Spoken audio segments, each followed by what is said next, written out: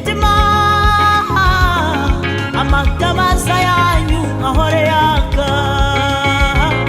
kumere nk'abagaragu bategereje shebuja kugeza ubwo azaza nimube maso kuko mutazi umunsi n'igihe umwami wacu Yesu azaza nimube maso kuko mutazi umunsi n'igihe umwami wacu Yesu azaza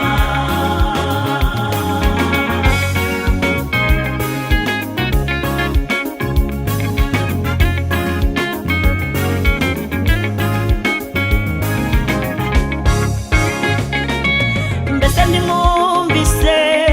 iby'abakobwa 10 bajyanye amatabaza yabo umukwe atinze bose barahunikira